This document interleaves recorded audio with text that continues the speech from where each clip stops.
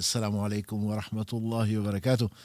Mes sœurs, mes frères, les louanges, les remerciements, les éloges sont un droit absolu d'Allah. Le premier qui n'a pas de début, le dernier qui n'a pas de fin.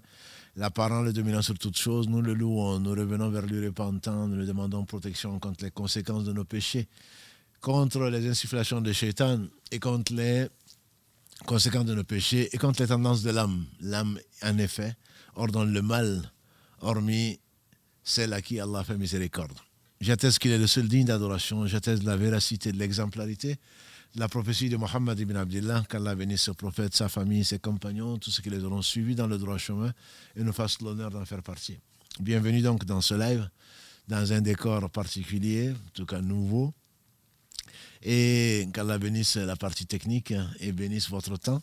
Donc, bénisse Mohammed et Salim aujourd'hui et bénisse votre temps, qu'Allah subhanahu wa ta'ala nous fasse profiter de ce qu'il nous a enseigné.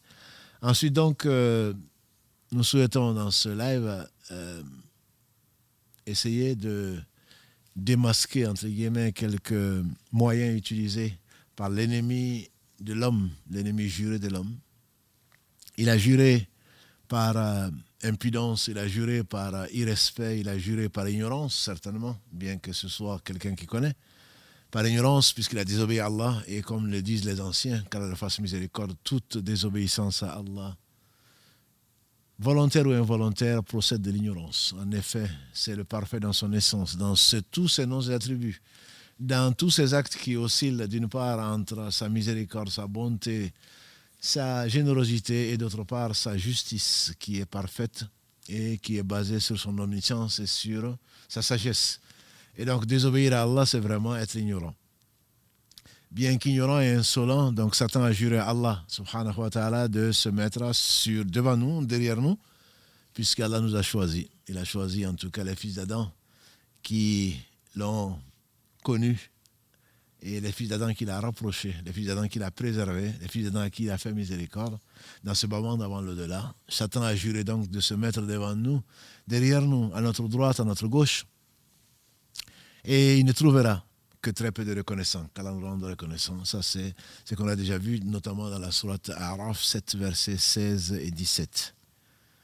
Et donc, nous avons vu qu'Allah subhanahu wa ta'ala nous a indiqué les moyens, les portes par lesquelles Satan veut s'incruster.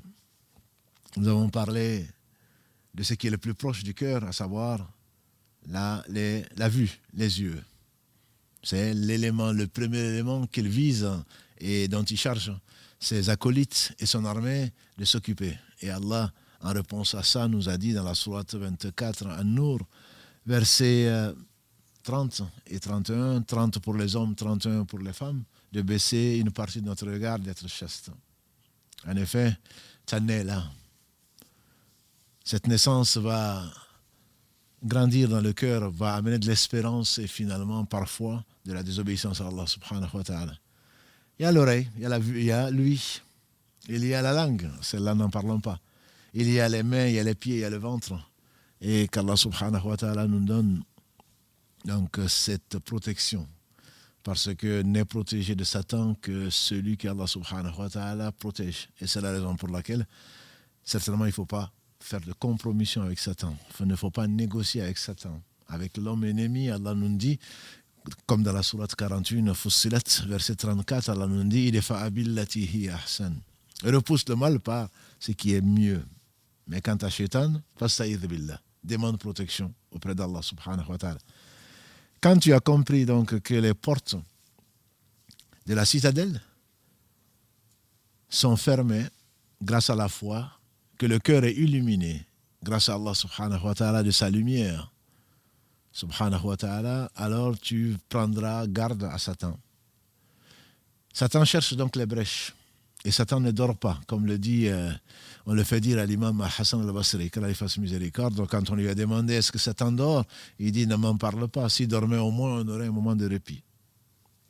Satan guette ton insouciance, ton oubli. Et c'est, je dirais, en tout cas pour aujourd'hui, je l'ai choisi pour le premier moyen par lequel il t'atteint. En effet, Allah subhanahu wa ta'ala dans la sourate 18, sourate Kaf, verset 63, quand le page qui accompagnait Moussa, alayhi salatu salam, l'accompagner à la recherche de la science, encore une fois, qu'Allah bénisse donc les savants, à la recherche de la science. Quand Moussa, alayhi salatu wassalam, un fils d'Israël, il n'y a pas de hasard, lui a demandé qui est le plus savant, il a dit c'est moi. Allah lui a dit qu'il n'était pas le plus savant, il a, par humilité, par reconnaissance, par miséricorde, il a voulu aller apprendre pour s'amender, pour s'éduquer. Et Allah lui a donné donc des signes, parmi lesquels là où le poisson va disparaître. Il est parti avec son page, donc, et quand Moussa a dit on est fatigué de notre voyage, on a faim, on a soif, ramène-nous notre plat, et c'était un poisson. Qu'est-ce qu'il a répondu le page? Ne me l'a fait oublier ce poisson, parce que le poisson, en fait, il a oublié le poisson qui est reparti dans la mer. Donc, on sait que c'est Satan, sur lui, ce qu'il mérite, qui nous amène à l'oubli. Il n'y a pas de doute. Il profite de n'importe quelle occasion. Il nous occupe d'ailleurs, comme un enfant à qui tu vas proposer ceci et cela, et donc tu vas en profiter pour prendre ce qu'il a derrière lui pour rentrer. Des gardiens qui sont les anges, alayhim salam, vigilants, sont là. Et si un moment ou un autre, tu as un trou dans ta surveillance, et qu'Allah bénisse l'imam Ibn Qayyim, rahmatullahi ta'ala alayhi, qui a donné de ce dernier verset de la sourate Al-Imran, cette explication que je n'ai trouvée nulle part. Allah dit dans le dernier verset de la sourate 3, Ya ayyuhalladhina amanu, sbiru, wa sabiru, wa rabitu, wa taqullaha la'allakum tuflihun. Oh, vous les croyants, patientez. Patientez par rapport aux épreuves que vous pouvez avoir. Sbiru wa sabiru, résistez. Persistez dans la résistance contre Satan. Wa rabitu, soyez vigilants. Donc cette vigilance est imposée toute la vie. La vie est très courte, mais à chaque moment d'insouciance, à chaque moment d'oubli, Satan en profite pour entrer, pour attaquer le cœur. Et donc cet oubli, il n'y a pas d'autre raison, en réalité, que le fait qu'Allah subhanahu wa ta'ala, c'est contre cet oubli qu'Allah subhanahu wa ta'ala nous a prescrit ce qu'il nous a prescrit, mes frères et sœurs. Allah n'a besoin de rien. Il n'y a pas l'espace de 4 doigts, a dit le prophète sallallahu alayhi wa sallam, qui sépare 2 anges dans le ciel en train de se prosterner devant Allah. Allah n'a besoin de rien, ni d'anges, encore moins d'humains. Si Allah a prescrit au prophète sallallahu alayhi wa sallam 50 prières par jour lors de son voyage nocturne, et le prophète sallallahu alayhi wa sallam en était heureux. Qu'Allah fasse miséricorde en Moussa alayhi salam, par qui Allah a voulu faire des réductions jusqu'à 10 fois.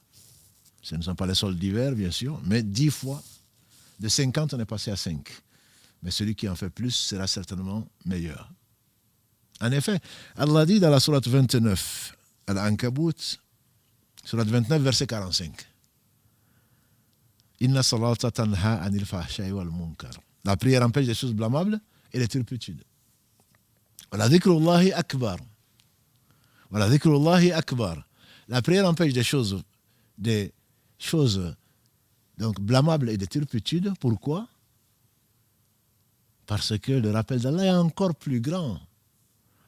La prière, sa conséquence, c'est ça, mais c'est le rappel qu'il y a dans la prière. Et c'est peut-être une des sagesses pour lesquelles Allah nous invite au moins 5 fois par jour pour accepter les 3 catégories. La femme indisposée, l'enfant qui n'est pas puère et celui qui n'a pas la raison, le fou, au moins 5 fois par jour pour nous retirer de ce bas monde qui nous mange. Ce bas monde qui est un terrain de jeu pour Satan. Ce bas monde, comme on le verra peut-être la semaine prochaine, Inch'Allah, qui est l'un des points les plus fragiles par lesquels nous attaque Satan. Si Allah nous laissait du matin au soir, on n'aurait que du matin au soir à vaguer à nos affaires sans nous rappeler, sans nous inviter à nous pardonner, à nous rappeler l'au-delà, certainement la vie de ce bas monde nous aurait mangé. La vie de ce bas monde nous aurait mangé. Et donc cela fait partie des astuces de Shaitan. Et on a oublié, et notre père a oublié. Et comment notre père, Adam alayhi salam, comment est-ce qu'il a été pris dans la désobéissance? C'est par oubli. Allah subhanahu wa ta'ala, quand il lui a dit de rentrer au paradis, de profiter de tout, lui et son épouse, sauf d'un arbre, et de se méfier de Satan, personne ne pourra dire qu'on n'a pas été mis en garde. Allah dit, méfie-toi de ce Satan parce qu'il va essayer de te faire sortir de là. Et quand il a profité de ce qu'Allah a voulu dans le paradis, quand il a oublié Satan qui était toujours à côté, guettant son oubli justement, lui dit à Adam, est-ce que tu ne veux pas que je te dise pourquoi Allah t'a interdit cet arbre? Si tu le manges, tu serais éternel. C'est l'arbre de l'immortalité, comme il l'appelle. L'arbre de l'immortalité. Et Satan donc, l'a séduit. Il a juré par Allah qu'il est un bon conseiller. Et en réalité, il l'a cru. Et alhamdulillah, nous sommes sur terre parce que nous sommes descendus avec notre père Adam. Cet oubli est bien entendu un attribut de l'homme. Les Arabes disent qu'on dit al-insan en arabe, comme vous le savez, c'est l'homme. On dit al-insan à cause du nisyan. Nisyan en arabe, c'est l'oubli. Al-insan et nisyan, c'est la même racine en gros. Pourquoi? Parce que l'homme oublie. Notre père a oublié, nous nous oublions. Mais dans l'oubli, bien entendu, il y a énormément d'avantages. Allah, il est le sage. Tu n'aurais pas oublié, on dit que la pousse des dents est tellement douloureuse que si c'était un adulte qui devait la subir, on ne pourrait pas.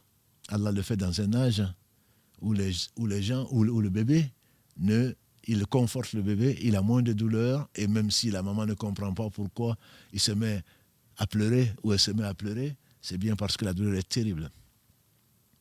Toutes les déceptions, toutes les douleurs que nous avons eues, s'il n'y avait pas d'oubli, on serait encore en train de revivre ces douleurs-là, certainement on ne serait jamais heureux. Allah a voulu l'oubli, bien entendu, parce qu'il y a du bien dedans. Heureusement qu'on oublie. Sinon la veuve ne se remarierait pas.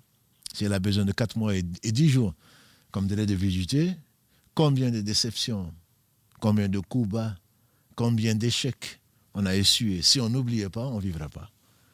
Qu'Allah soit loué, tout bien fait vient de lui. Mais l'oubli également, c'est pour cela qu'Allah a voulu nous rappeler. Et Allah dit en effet, notamment dans la sourate toujours Araf, qui est notre sourate par rapport au shaitan, en tout cas depuis 3 épisodes maintenant, sourate Araf, verset 201, Innal ladhina taqaw, les gens qui craignent Allah par amour et par connaissance, si un groupe de shaitans les touche, ils se rappellent. Et les voilà mubsiroun, et les voilà clairvoyants. Sourate 7, verset 201. Pourquoi? Parce que le rappel d'Allah chasse Shaitan.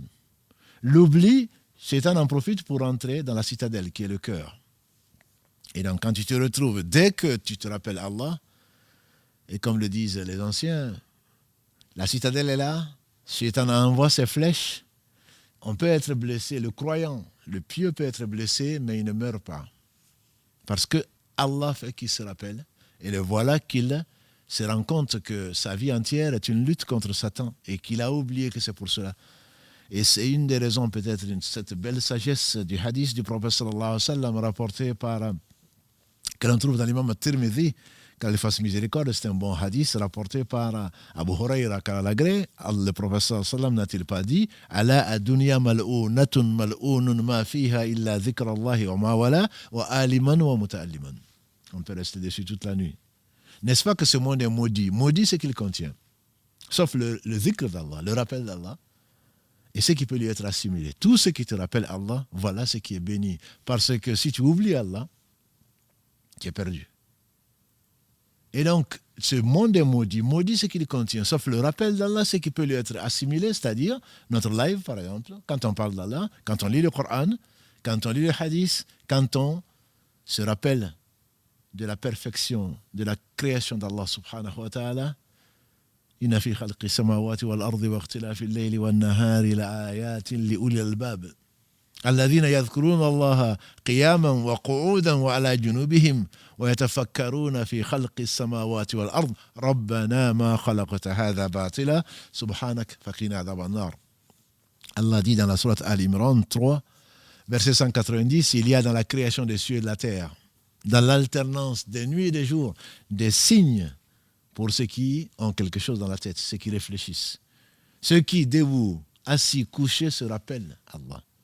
يذكرون الله قياما وقعودا وعلى جنوبهم ويتفكرون et réfléchissent et méditent sur la création des cieux et de la terre, ils disent Rabbana, notre Seigneur, ma khalaqta hadha batila, tu n'as pas créé cela en vain.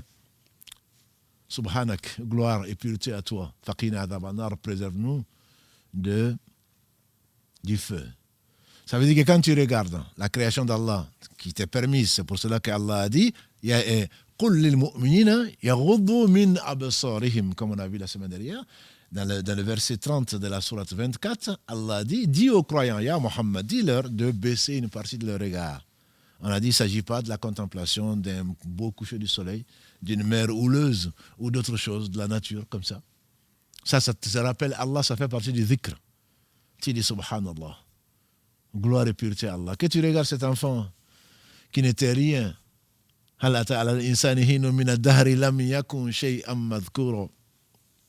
Allah dit dans la sourate Al-Insan, justement l'homme, verset 1, un temps n'est-il pas venu où l'homme n'était même pas une chose mentionnable. Et quand tu vois celui-là en train de sourire, en train de faire la joie de sa mère, de son père, en train de s'amuser, ensuite en train de se mettre à marcher, etc., tu dis subhanallah. Tout ça, ça fait partie du dhikr. Quand tu vois tout ce que tu as mangé et qu'ensuite Allah te permet d'éliminer les toxiques, tu dis subhanallah. Le prophète sallam sortant des toilettes disait Ghufranak, pardonne-nous au Seigneur. Et donc tout ceci fait partie du dhikr. Et quand tu as le rappel d'Allah, Shaitan il s'en va. Le cœur il s'apaise. Allah dit dans la sourate 13 Ra'd, verset 28, Ala bi dhikrillahi tatma'inna al-qulub. Ala bi dhikrillahi tatma'inna al-qulub. N'est-ce pas que c'est par le rappel d'Allah que le cœur il s'apaise? C'est pour cela que celui qui oublie Allah, alors il a ouvert grand la citadelle, ça veut dire son cœur au monde de ce qu'il contient, alors Satan s'y amuse. Il ne s'y installe même pas, il s'amuse. Les portes sont ouvertes. Les brèches, ce n'est même pas des brèches. Les brèches dont on a parlé la semaine dernière, ça c'est une citadelle qui est fermée. Mais là, ce n'est même plus des brèches, c'est au vent. C'est comme un marché au vent. Il rentre, lui et ses enfants, ils rentrent et s'amusent comme ils veulent. Donc ils sont manipulés, ils sont pris par le bout du nez sans s'en rendre compte. Je dirais les pauvres. Celui qui se rappelle Allah, qui sait que cette vie est éphémère, que ce monde est maudit ce qu'il contient, quand il voit des gens insouciants, perdant leur temps sur les réseaux sociaux ou ailleurs, il a pitié. Et il prie pour eux, plutôt que de se moquer d'eux, parce que c'est grâce à Allah qui n'est pas dans leur situation d'insouciance. L'insouciant est un jouet entre les mains de Satan en ordre billah. C'est une des raisons pour lesquelles Allah subhanahu wa ta'ala a dit dans la sourate Al-Hashr, sourate 59, verset 18, que récitait souvent le prophète sallam en guise d'introduction, ce qu'on appelle khutbatul haja. Ya ayyuhalladhina amanu, ittaqullaha wal tanzur nafsum ma qaddamat lighad. Wa taqullaha inna Allaha khabirun bima ta'malun. Ô vous les croyants, craignez Allah et que chaque âme voit ce qu'elle a avancé pour demain, c'est-à-dire l'au-delà. Inna Allaha khabirun bima ta'malun. Allah est parfaitement informé de ce que vous faites. Et après, qu'est-ce qu'il dit Allah? وَلَا تَكُونُوا كَالَّذِينَ نَسُوا اللَّهَ فَأَنْسَاهُمْ أَنفُسَهُمْ أُولَٰئِكَ هُمُ الْفَاسِقُونَ. Ne soyez pas, aux croyants, comme ces gens qui ont oublié Allah, Allah a fait qu'ils se sont oubliés eux-mêmes. Voilà les pervers. Quand tu oublies Allah, certainement, c'est la perversion, c'est parce que tu deviens un jouet entre les mains de Shaitan. L'oubli, encore l'oubli. On oublie naturellement. Mais comme je vous dis, ceux qui sont croyants, comme Allah le dit dans la sourate A'raf, verset 201, quand les pieux, plutôt, ceux qui ont pris la mesure de l'importance, de la grandeur, de la perfection d'Allah, et qui ont pris taqwa, c'est wiqaya, c'est qui ont pris un bouclier pour se protéger de la colère d'Allah subhanahu wa ta'ala. Quand un groupe de Satan les touche, et qu'ils se rappellent, et donc le dhikr, c'est vraiment la meilleure des choses. On a demandé au prophète sallallahu alayhi wa sallam qui sont les meilleurs. Il a dit la dhakirin Allah kathira, ceux qui se rappellent souvent Allah. On dit mais parmi les gens qui font la prière, il m'a dit justement, parmi les gens qui se font la prière, ce sont les gens qui se rappellent le plus Allah. En effet, de notre prière, comme l'a dit le prophète sallallahu alayhi wa sallam, il ne parlait pas de lui-même. Wa ma yantiqu anil hawa in huwa illa wahyun yuha.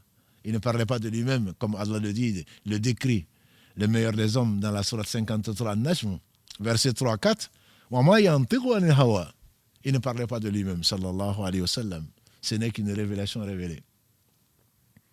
Tout ce qu'il disait venait de la part de son Seigneur. Pauvres coranistes hein, qui se disent qu'ils ne croient qu'au Coran. Le hadith, quand Allah a voulu le conserver, quand il est authentique, bien entendu, il est fait force de loi. Le prophète sallallahu alayhi wa sallam, il a dit, mais vous ne gagnerez, de votre prière, vous ne gagnerez que la moitié.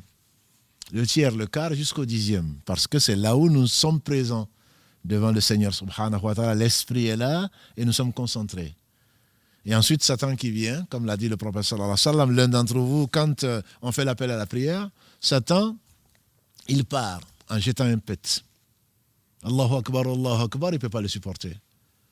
Le fils d'Adam s'est prosterné quand Allah lui a ordonné. Le prophète sallallahu alayhi wa sallam dit dans un hadith, quand on parle de sujoud tilawa, les prosternations de la lecture du Coran.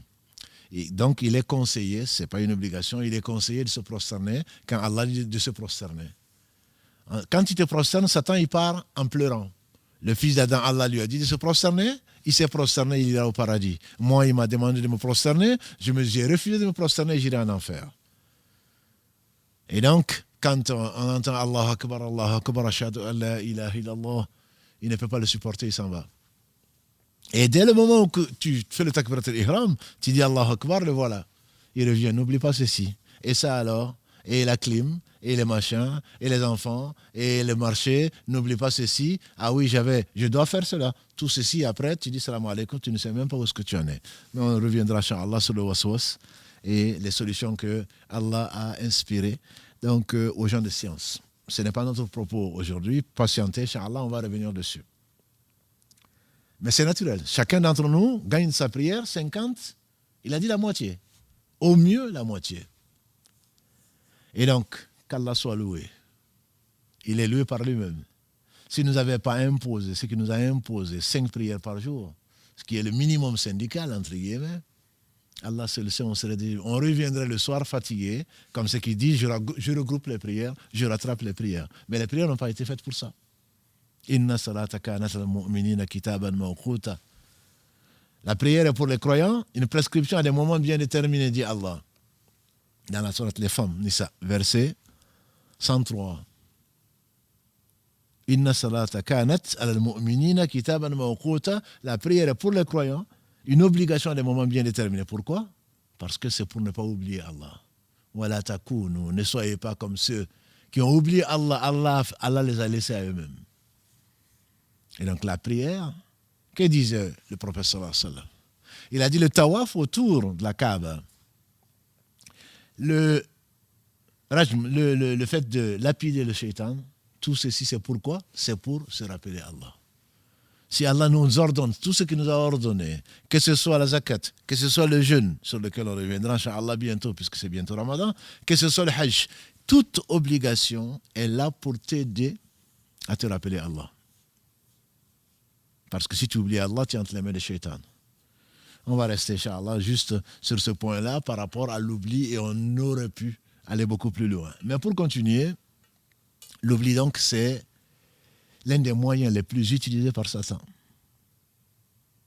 Tu n'as pas vu que, au travers de l'oubli, Surat 12, Youssouf, on en a souvent parlé, verset 42, quand il a vu les deux prisonniers qui étaient avec lui, et celui à qui il pensait qu'il allait être libéré, il lui a dit, n'oublie pas de me rappeler au souvenir du roi que je suis injustement emprisonné. Et Shaitan lui a fait oublier. Vérifiez-le. C'est Allah qui le dit. Fansahu, Shaitan. Shaitan lui a fait oublier et il est resté encore quelque temps en prison. L'oubli vient de Shaitan et le rappel vient d'Allah subhanahu wa ta'ala. Qui sont les meilleurs parmi nous, c'est ceux qui se rappellent le plus Allah. Cela ne veut pas dire, il y a des anges qui ne dorment pas, qui ne mangent pas, qui ne peuvent même pas désobéir, qui n'oublient pas Allah. Mais ils n'ont pas, entre guillemets, ils ne sont pas récompensés pour ça. Ils ont été créés pour ça. Quant à nous, on oublie, parce qu'on est des fils d'Adam. Mais les meilleurs d'entre nous, c'est qui se rappellent souvent. Même dans l'adoration, c'est qui se rappellent souvent. Donc ma soeur, mon frère, quand on te parle d'adoration, c'est pour ton bien. Ce n'est pas pour Allah, entre guillemets. Allah n'a besoin de rien. il se suffit à lui-même. Al-Ghani, Al-Hamid, le digne de louange. Et donc, chaque fois que Allah te demande, même de te rappeler de lui, en lui demandant pardon et le reste, c'est parce que ça va te purifier de tes péchés. Ça va t'éloigner Shaitan. Et donc, tu vas devenir parmi les pieux, tu vas devenir impieux, parce que tu ne vas pas te faire avoir par ce moyen que Allah subhanahu wa ta'ala a créé, puisque c'est lui qui a tout créé, et qu'utilise Shaitan. Un moyen parmi les moyens, c'est certainement l'embellissement, parer le faux. Parer le faux, pourquoi on part? Bien sûr, Allah nous a créé de la meilleure des façons. On n'est pas vilain. Mais quand on se pare souvent, quand on se maquille, parce que c'est un jour de fête, on veut paraître, d'où paraît, c'est la même racine, hein? Paraître, on veut paraître plus beau que l'on ne l'est réellement. C'est pour cela que une belle coupe, de beaux habits, et le maquillage, et je ne sais quoi d'autre, c'est fait pour ça. Mais bien entendu, si ça, c'est quelque chose de conseillé dans un couple, si c'est conseillé, Allah est beau, il aime le beau, a dit le prophète sallallahu alayhi wa sallam quand il a parlé de l'orgueil. L'orgueil, ce n'est pas le fait de vouloir porter de beaux habits et de belles chaussures. Mais l'orgueil, c'est le fait de refuser la vérité. Donc, se parler, Allah est beau et il aime le beau. Et le prophète sallallahu alayhi wa sallam nous a dit, Allah aime voir les traces de ses bienfaits sur son serviteur. Mais Shaitan, le vilain, il va le parer. On fait dire à l'hyène, dans un conte africain, on fait dire à l'hyène, ne cherche pas à te fiancer, ne cherche pas à te la marier un jour de fête, parce qu'elles sont toutes belles. Attends que ce ne soit pas un jour de fête, parce que sinon elles sont toutes belles. Ce jour de fête, par définition, tout le monde se part, même ce qui n'est pas beau. Et donc souvent, quand on part, c'est parce que c'est le faux. Alors il va t'amener le faux sous de beaux aspects. Et il va t'amener le vrai, il va l'enlaidir. On va l'appeler par tous les mauvais noms. Le faux, on va l'amener, on va l'appeler, au lieu de l'appeler vin, on va l'appeler une liqueur. Au lieu d'appeler la dépravation, on va dire c'est la modernité. Lui, il est moderne, lui, il est ouvert, elle est civilisée. Et quant à celui qui veut obéir à Allah subhanahu wa ta'ala, comme le prophète alayhi salatu salam, ce sont des fous, ce sont des sorciers, ce sont des égarés, ce sont des poètes, tout ça pour que les gens fuient le message. Et quant à toi qui veux suivre la voie, c'est un intégriste, c'est un extrémiste, c'est un je ne sais quoi d'autre, quels sont les mots encore qu'ils inventent. Quand tu commences grâce à Allah, à retrouver le chemin, à savoir pourquoi tu as été créé, voilà que tous les adjectifs, malheureusement de la part des musulmans, te vont. On va te traiter de tous les noms, mais rappelle-toi que les prophètes ont subi le même sort bien pire. Un sort bien pire que cela. Donc, parer le faux et enlaidir le vrai est un des moyens pour que la personne, elle soit donc rejetée, pour décourager la personne, puisque naturellement, on a tous envie d'être aimé. Le prophète, alayhi salatu wassalam, un jour meilleur qu'aujourd'hui, quelqu'un est venu le voir en disant « Conseille-moi, dis-moi une chose, pour que Allah m'aime et que les gens m'aiment. » Il n'a pas dit « Non, mais non, il faut que Allah t'aime, c'est tout. » Bien entendu que si Allah t'aime, les gens t'aiment. Ça, c'est le hadith que l'on connaît tous. Quand Allah aime quelqu'un, il appelle l'ange Gabriel, il y a Jibril, j'aime un tel, aime-le. L'ange l'aime, il n'a pas de volonté propre. Et Jibril descend dans les cieux et il dit aux anges, Allah aime un tel, aimez-le. Et les anges dans le ciel vont aimer la personne. Les anges vont descendre sur la terre et se repartir sur la terre comme sur la mer et inspirent l'amour de la personne aux créatures d'Allah subhanahu wa ta'ala. C'est lui qui a tout créé sans besoin. Le prophète Hassan n'a pas dit non, aime Allah, c'est tout. L'homme lui a dit, donne-moi un conseil pour que je sois aimé d'Allah et que je sois aimé des gens. C'est naturel que l'on soit aimé des gens. Que l'on aime être aimé plutôt. Mais simplement, c'est celui qui recherche l'agrément d'Allah aura l'agrément d'Allah, sha'Allah, et l'agrément de ses créatures. Celui qui cherche l'agrément des créatures contre l'agrément d'Allah, il n'aura ni l'agrément d'Allah, ni l'agrément des créatures qu'il cherche. Et donc, l'homme a dit ça, le prophète lui a dit non. Ne cherche que l'agrément, ne cherche que l'amour d'Allah. Il a dit, idhad, abandonne en quelque part, sois austère dans ce bas monde et Allah t'aimera. Et abandonne ce que les gens aiment, ce que les gens, derrière quoi ils courent, ce bas monde, les gens vont t'aimer, en effet. Quand tu n'es pas en concurrence avec les gens pour ce bas monde, tu leur laisses, ils vont t'aimer. Et c'est ainsi que, comme on l'a déjà vu, Hassan al-Basri, quand à Basra, puisque c'est de là d'où vient son nom, Al-Hassan al-Basri, Hassan qui vient de Basra, à Basra, quand on a demandé à quelqu'un qui est le plus aimé, on dit c'est Hassan al-Basri. Parce qu'il leur a laissé ce bas monde et il a la science que les gens, dont les gens ont besoin. Donc les gens viennent apprendre alors qu'il ne doit à personne d'autre qu'à Allah subhanahu wa ta'ala. Et donc on cherche tous à être aimés, on va te mettre en quarantaine, on va te mettre en solitude, on va te décourager, on va te traiter de tous les noms. Alors que cela ne te décourage pas, le disait le chef Fawzan, qu'Allah le préserve. Il a dit, sache que tu es sur le chemin droit. C'est ce que tu demandes 17 fois à Allah. Et il dit, qu'est-ce que tu dis? Guide-nous dans le droit chemin. Mais c'est le chemin de qui? Seigneur, guide-moi sur le droit chemin, le chemin de... Tu n'es pas seul sur ce chemin. C'est le chemin des gens que Allah a agréés. Et qui sont-ils? Allah les définit, comme vous le savez, dans la sourate An-Nisa 4, verset 69, avec des conditions. Celui qui, et ceux qui obéissent à Allah et aux messagers, أولئك الذين أنعم الله عليهم من النبيين والصديقين والشهداء والصالحين وحسن أولئك رفيقا. Celui qui obéit à Allah et aux messagers, voilà ce que Allah a agréé parmi les prophètes, les gens véridiques, les martyrs témoins et les gens de bien. Jacques Fawzan, il écrit dans le leçon du Coran et de la Sunna, il écrit dans un des chapitres, quand tu es seul sur le chemin droit, ne t'inquiète pas parce que ta compagnie est celle des prophètes, la compagnie est celle des gens pieux, la compagnie est celle des gens sincères. Les plus éprouvés dans ce bas monde, ça a été les prophètes, puisqu'il n'y en a plus. Et ensuite, les gens de plus en plus proches d'eux. Donc, tu seras traité de tous les noms. Cela ne veut pas dire que quand les gens ne t'aiment pas, que tu sois fier de cela. Non. Quand les gens ne t'aiment pas, il faudrait que tu sois sûr que Allah t'aime. C'est-à-dire que tu n'as plus le droit de personne. Que tu n'es pas injuste. Comme le sont beaucoup d'entre nous aujourd'hui. En Occident et ailleurs.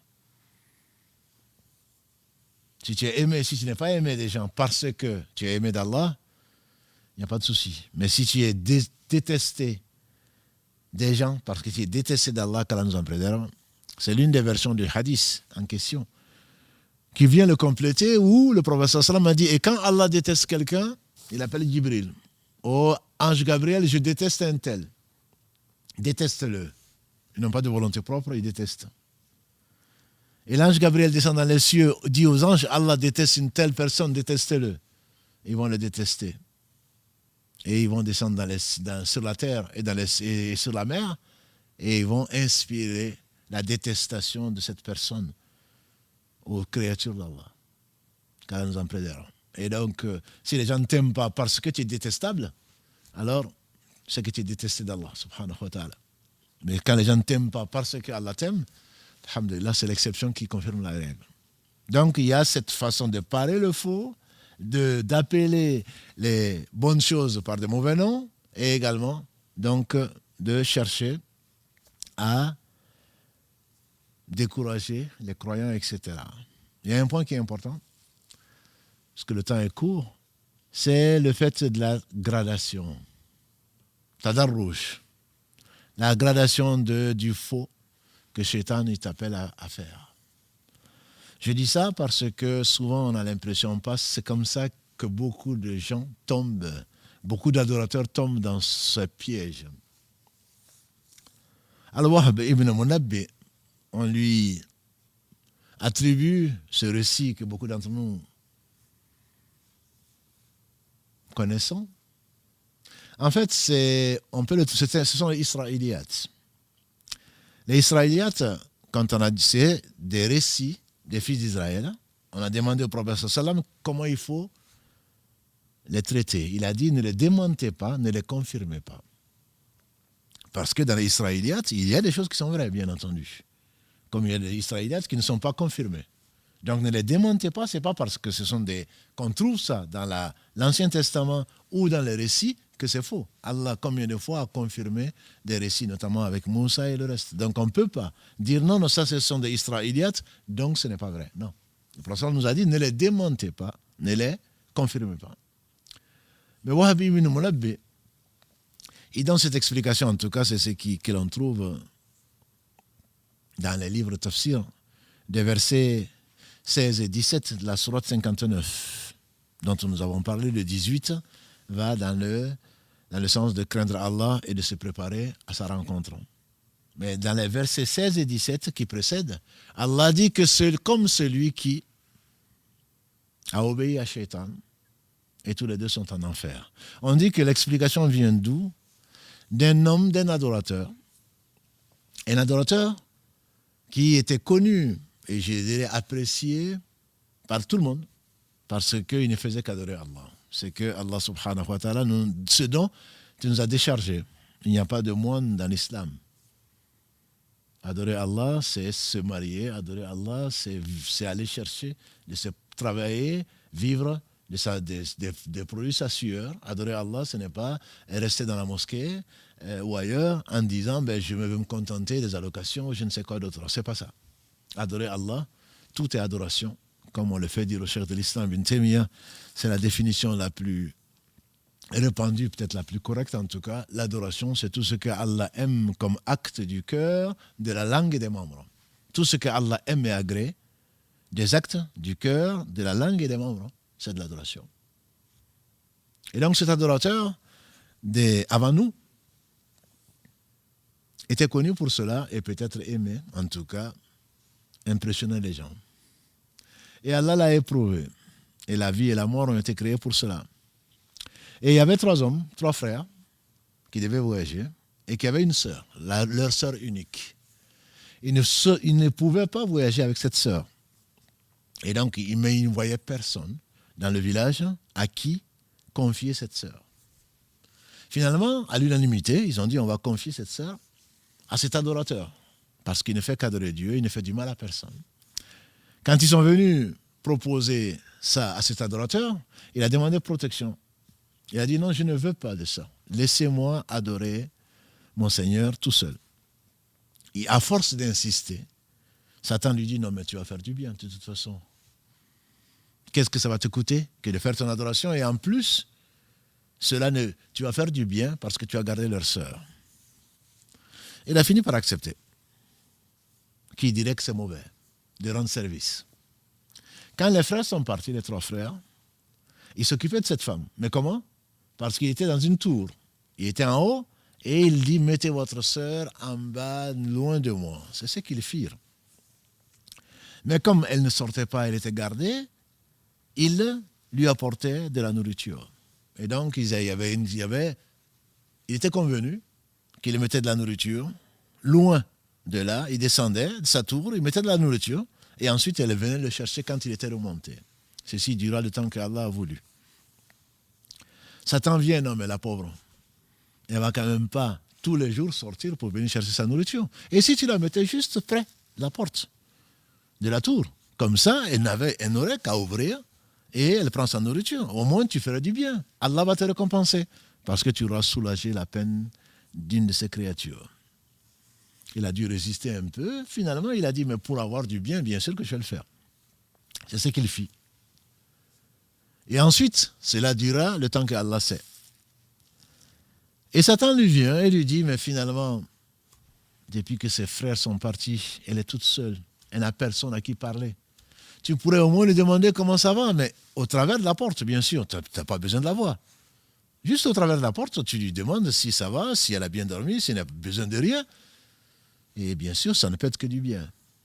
Et bien entendu, après avoir résisté, il a cédé à cette tentation-là en voulant faire du bien. Comme disent les anciens, l'enfer est pavé de bonnes intentions.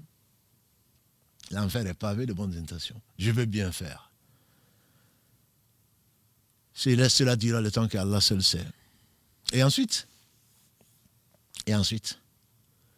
Satan lui dit, mais elle n'a vu personne.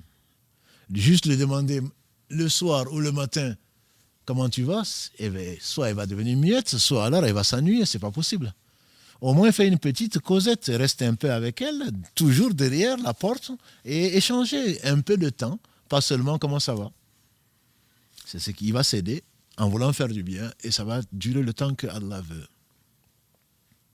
Et ensuite, Satan va lui dire, qu'est-ce que tu crains, toi qui adores Allah matin, midi et soir, au moins de lui amener à manger et d'attendre et de rapporter le plat. Au moins tu la verras, elle verra quelqu'un. Voilà, tu lui tiens compagnie. Elle n'a pas vu les gens depuis combien de temps? Il va céder finalement, cela va durer le temps qu'Allah sait. Et vous imaginez la fin de l'histoire. Satan va venir embellir cette fille ou cette femme. Il va finir par être séduit. Il va faire ce qu'Allah a interdit. Et la femme va tomber enceinte.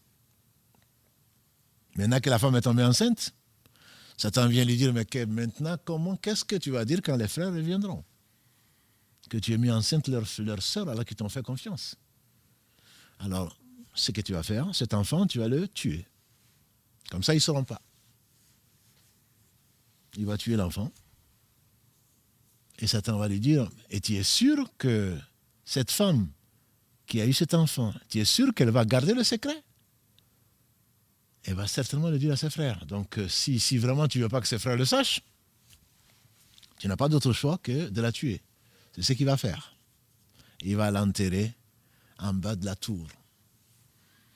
Cela va durer le temps qu'Allah veut. Les 3 frères vont revenir pour demander les nouvelles de leur sœur et la ramener. En pleurs, larmes de crocodile, l'adorateur va dire qu'Allah lui fasse miséricorde.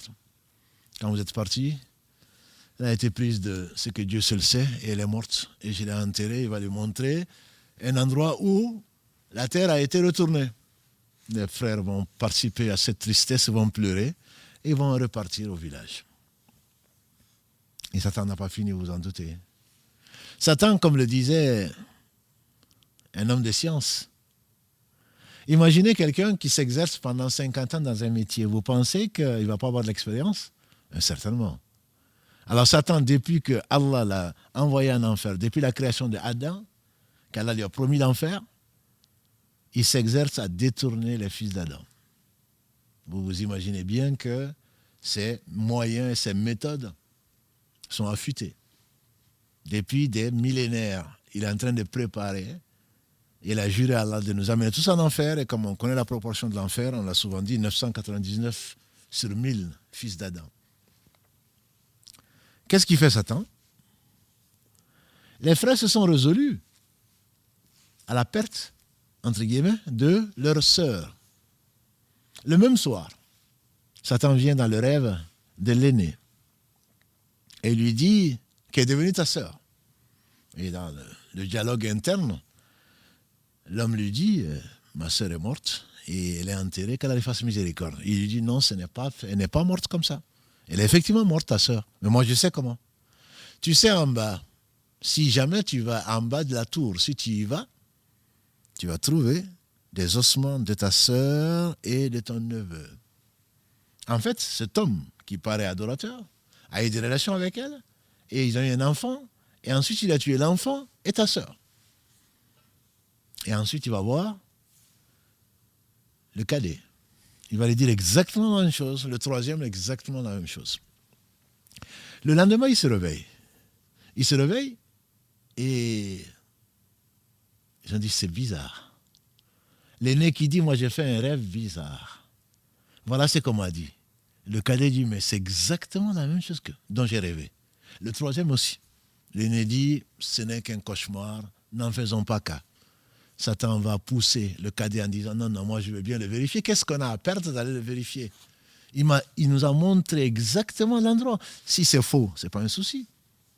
Et ils vont trouver effectivement ce que Satan leur a dit. Comme l'a dit le meilleur des hommes, il a dit vrai même si c'était menteur. Abu Huraira. Il a dit vrai même si c'était menteur. À propos de Zakat al-Fitr, quand il est venu voler et par lequel Allah nous a enseigné que Ayatul Kursi suffit pour celui qui le lit la nuit.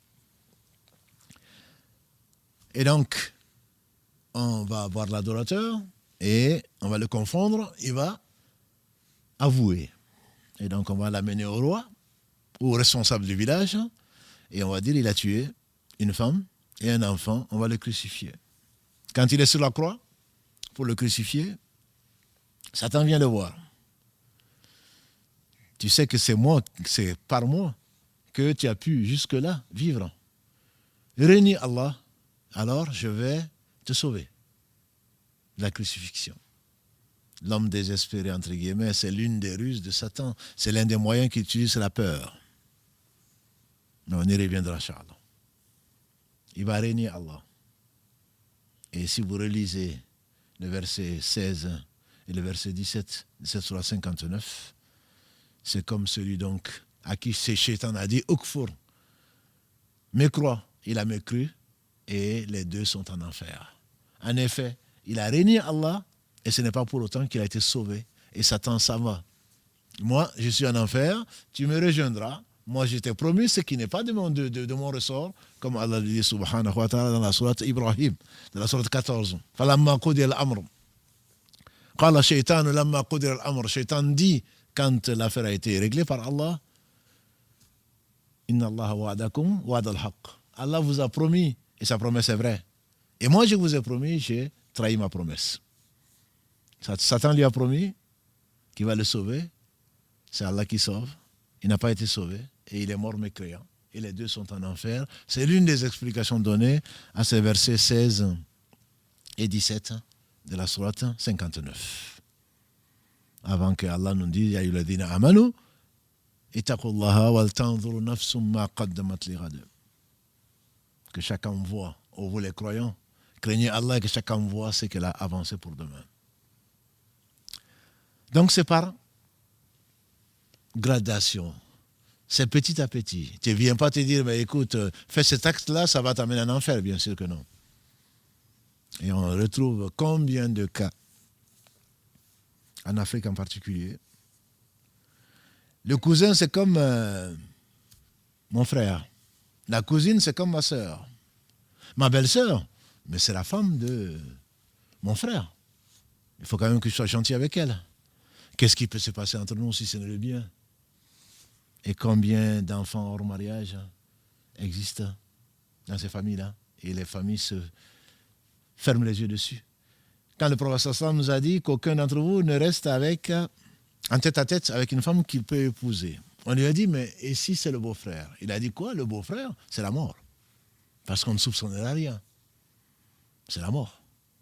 Et donc que chacun voit comment Satan l'amène petit à petit. C'est ma belle-sœur, bien sûr, je suis gentil avec. Ou c'est mon beau-frère. Ou c'est ceci, c'est ma cousine. C'est ceci, c'est là. Où ça finit, Allah seul sait.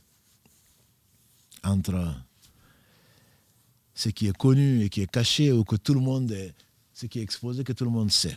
Bref, ça c'est une des façons que Satan utilise un moyen par gradation petit à petit, jusqu'à ce que c'est un engrenage. Finalement, tu arrives au pire. Comparez ce récit à celui qui a été également, que l'on attribue à Wahab ibn Munabbih, le même, qu'il y avait un adorateur, mais savant, à qui Satan s'est présenté en disant qu'il était le Messie. Viens me voir, je suis le Messie. L'adorateur lui a dit, savant, il lui a dit, je ne viens pas. Il dit, mais je suis le Messie. Il dit, mais si tu es le Messie, tu nous as dit d'adorer Allah sans rien lui associer, qu'est-ce que tu veux que je te dise? Et Satan est parti en pleurant. Toute la différence entre un savant et un adorateur qui est ignorant. Et les adorateurs ignorants, il y en a beaucoup. Et l'homme de science qui raconte ces récits, il dit, c'est Ibn Jawzi, qu'Allah lui fasse miséricorde, il dit, c'est la différence, c'est peut-être l'explication du hadith du prophète sallallahu alayhi wa sallam, qui dit, ma supériorité, la supériorité d'un savant par rapport à un adorateur non savant, c'est comme la supériorité de la lune par rapport aux étoiles. Ou dans une version, c'est comme ma supériorité, moi, prophète et messager d'Allah, par rapport à vous autres. Parce qu'un adorateur qui ne sait pas pourquoi il adore Allah, facilement on le détourne. Satan a amené des adorateurs à adorer des idoles, à adorer des tombes. Vous vous rappelez certainement que la première association, on reviendra dessus, le premier péché, le premier messager qui a été envoyé à des gens qui ont mécru ou qui ont associé à Allah, c'est qui? C'est Nuh, alayhi salam. Nuh, alayhi salam, est le premier messager qui a été envoyé à des gens qui ont mécru, qui ont associé à Allah. Qu'est-ce que Satan leur a dit? Il y avait des gens bien dans la communauté. Ils sont morts maintenant. Au moins gardez leurs souvenirs. Il n'a pas dit adorez-les, non. Gardez leurs souvenirs au moins. Commencez à les dessiner. Comme ça, quand vous avez envie de les revoir, on trouve dans combien de familles des photos accrochées et je ne sais quoi d'autre. Quand vous avez envie de les voir, vous pouvez ouvrir l'album, entre guillemets, et vous les verrez. Vous les verrez. Au moins, c'est une fidélité. Et c'est ce qu'ils vont faire. Et ensuite, des générations vont passer. Il va dire, vos pères, s'ils ont gardé ça, c'est parce que c'était précieux. Mais ça va disparaître. Les photos, les dessins, ça va disparaître. Et si vous les représentez et vous en faites des statues. Et ils vont faire des statues de ces gens qui étaient pieux. Et ensuite, des générations vont passer. Qu'est-ce qu'il va leur dire? Si les statues sont là, c'est bien parce qu'il y a de l'importance, c'est des gens pieux. Venez leur demander, quand vous avez des soucis, venez leur demander parce qu'ils sont pieux. Ce sont des amis d'Allah, des alliés d'Allah. Et par là, ils vont vous apporter ce que vous demandez. C'est ainsi qu'ils ont associé à Allah. C'est ainsi que beaucoup vont visiter les tombes pour aller demander à des gens qui ne peuvent rien pour eux-mêmes, même si à supposer que ce soit les alliés d'Allah, Allah seul sait où ils sont. Voilà cette gradation parmi les ignorants. Et c'est la science, grâce à Allah, qui permet aux gens de vivre. Un cœur qui résiste, qui peut être blessé, bien entendu. On fait tous des fautes, on fait tous des péchés. Le prophète sallallahu n'a-t-il pas dit « Kullu bani Adam khata » Chaque fils d'Adam fait des erreurs. « Khayr al-khata'in at-tawwabun » Les meilleurs des pécheurs, ce sont des gens qui sont repentants. Une autre histoire, mais qui est après le prophète sallallahu, on connaît Abd al-Qadir al-Jilani. Certains l'adorent, d'autres disent que c'était un homme pieux. Si c'était un homme pieux, il n'y est rien. Il n'y est pour rien dans ce que les gens lui associent, comme Jésus alayhi salam. C'était un homme pieux, un prophète, l'un des meilleurs hommes que la terre a porté. Si les gens l'adorent, ce n'est pas de sa faute. Bien entendu, il est complètement innocent et dénonce une telle chose. Quand il reviendra, c'est ce qu'il fera, alayhi salatu wassalam. Abd al-Qadir al-Jilani, on dit que dans un rêve, quelqu'un s'est présenté à lui en disant « Moi, je suis Dieu. Tu as été d'une exemplarité dans ton adoration, tu n'as plus besoin de prier. Tu n'as plus besoin de prier. » Et vous savez ce qu'il lui aurait dit? Il aurait dit « Je sais que toi, tu es Shaitan. Tu es Satan, parce que Dieu, on ne le voit pas dans ce bas monde. » En effet, quand Moussa a voulu voir Dieu, Dieu lui a dit, tu ne saurais me voir. Et les gens de la Sunna et de la Jama'a disent, dans ce monde, parce que dans l'au-delà, ce sera la plus grande joie qui sera accordée aux gens du paradis, qu'Allah nous compte parmi cela. Dieu va dire, levez le voile, on l'a déjà vu, dans l'enfer et le paradis, dans donc, l'épisode, dans la série précédente. Ce sera la plus grande joie qui puisse être, qui puisse exister. Qu'Allah ne prive pas de la contemplation de sa noble face. Si Moussa ne l'a pas vu, comment toi tu vas te prendre pour mieux que Moussa, que Dieu va se montrer à toi? Le savant qu'il est a dit, je sais que toi tu es Satan, parce que on ne peut pas voir Dieu dans ce bas monde. Ça aurait été des gens ordinaires ou des ignorants comme nous, on dira, mais voilà, Dieu s'est présenté à moi. D'ailleurs, dans certains pays que je ne nommerai pas, et ils savent, je sais qu'il y a certains de nos frères et sœurs de ce pays qui regardent souvent ce live, je vous passe le salam, sans dire d'où vous venez, des gens qui prétendent avoir vu Dieu. Bien entendu, c'est le Satan qu'ils ont vu, ça ne peut pas être Dieu. Tu serais mieux que Moussa aujourd'hui? Et que Dieu se serait montré à toi? Non, certainement pas. Et voilà donc que Satan partit dans son rêve en train de pleurer. Il a dit, et pourtant j'en ai trompé plus d'un. C'est toute la différence entre celui qui sait et celui qui ne sait pas. Celui qui sait et celui qui ne sait pas. Qu'Allah subhanahu wa ta'ala nous compte parmi les gens qui savent, à qui il a enseigné, et ce n'est pas beaucoup. Al-Khidr, l'homme vert, il a dit à Moussa, alayhi salatu wassalam, tu sais Moussa, quand il a dit à Moussa, c'est qu'Allah a voulu qu'il lui dise l'explication de ces trois choses. Dans la sourate 18, verset 60 à suivant, il a dit, tu sais Moussa, la science que Dieu t'a donnée, c'est-à-dire la Torah, les tables, et la science que Dieu m'a confiée, c'est-à-dire l'explication de certains mystères, les deux réunis par rapport à la science d'Allah, ce n'est pas plus que quelques gouttes d'eau par rapport à l'étendue de la mer. Allah, il est le savant. Et nous, on ne sait pas grand-chose. Ça, c'est un des moyens qu'utilise Satan. Mais ce n'est pas le seul. La peur dont j'ai parlé tout à l'heure. Qu'est-ce que ça peut amener aux gens d'être avares, aux gens de voler, aux gens, qu'est-ce que tu veux devenir, aux gens de prendre ce qui ne leur appartient pas, aux gens de faire ce qu'Allah a interdit, à qui a valu la guerre déclarée à Allah. Je peux parler de l'usure. Qu'est-ce que mes enfants vont devenir si je n'ai pas de maison? Et qu'est-ce que je vais devenir si je ne fais pas de prêt? Et qu'est-ce que demain? Mais si tu meurs aujourd'hui, est-ce que tu vas emporter ce que tu as dans ta tombe? Trois choses accompagnent le mort. Ses biens, sa famille et ses œuvres. Deux retournent, il ne reste que ses œuvres. Qui a emporté le monde, une partie du monde dans sa tombe? Personne. Personne. Nuh, alayhi salam, il est resté avec son peuple 950 années. 1000 ans moins 50. Et il est quand même mort. Et donc, cette peur, qu'est-ce qui va advenir de moi? Si je fais ça, je vais perdre mon travail. Si je fais ça, je vais perdre ma femme. Si je fais ça, je vais perdre mon mari. Si je fais ça, je vais perdre... Qu'est-ce qui t'appartient si ce n'est tes péchés? Qu'est-ce qui t'appartient? Qu'est-ce que tu vas emporter avec toi? Tes œuvres, les bonnes ou les mauvaises. À Satan, il te fait peur. Voilà l'ennemi en face. Si jamais tu ne fais pas ceci, si jamais tu fais ça, tu n'auras pas ceci. Ils vont te faire cela. La hawla wa la quwwata illa billah. Ça, c'est un des meilleurs dhikrs, un des meilleurs rappels qu'Allah subhanahu wa ta'ala a imprimé dans le cœur des croyants au travers des belles paroles du messager d'Allah sallallahu alayhi wa sallam.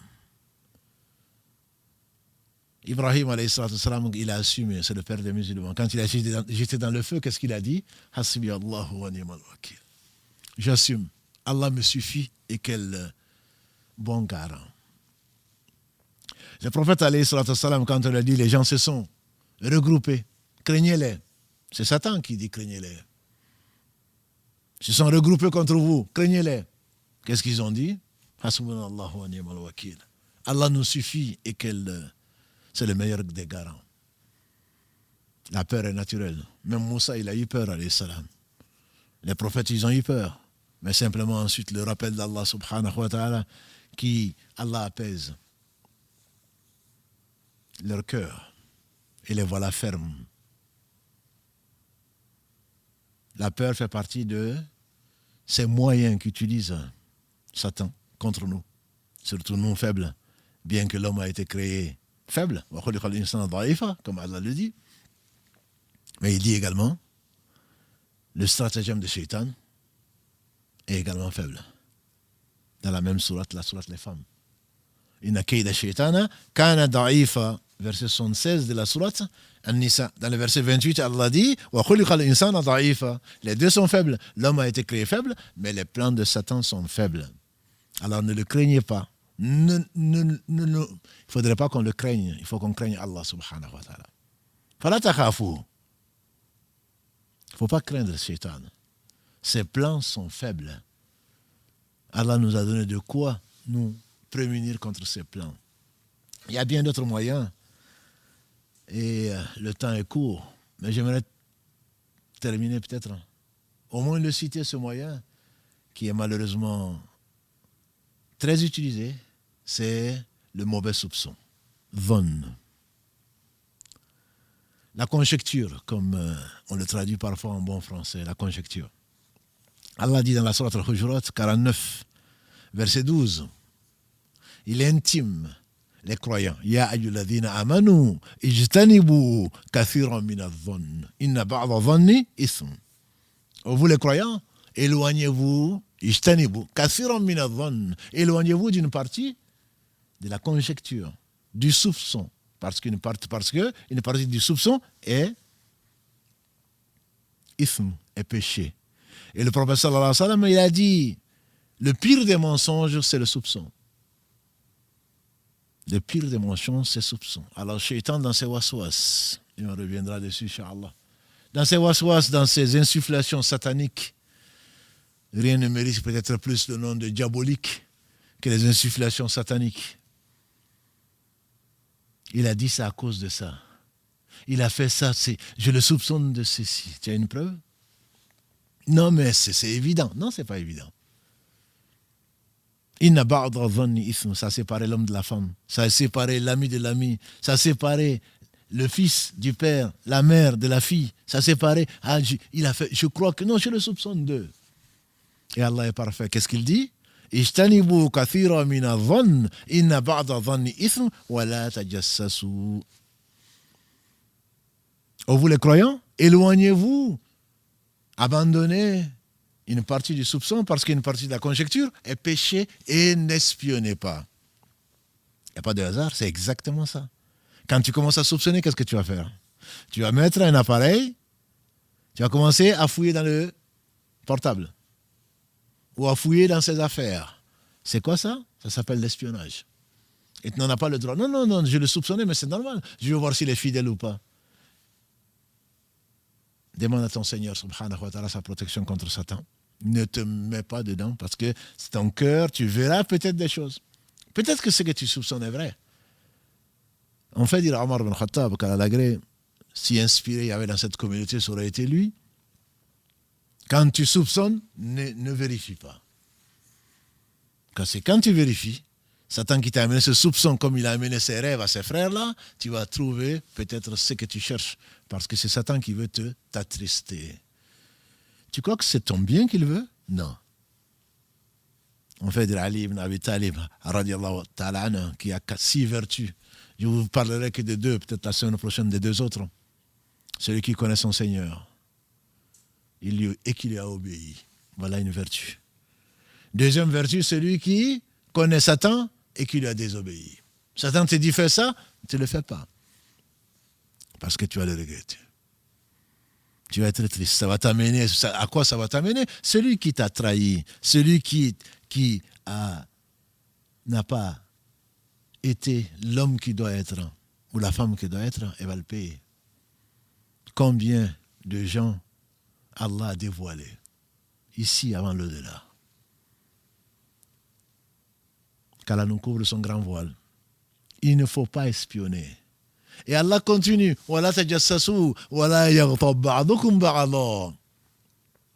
Et ne médisez pas. Ne mangez pas la chair, comme Allah continue. Est-ce que l'un de vous aimerait plutôt manger la chair de son frère mort? Mais bien sûr que vous en avez horreur. فَكَرِهْتُمُ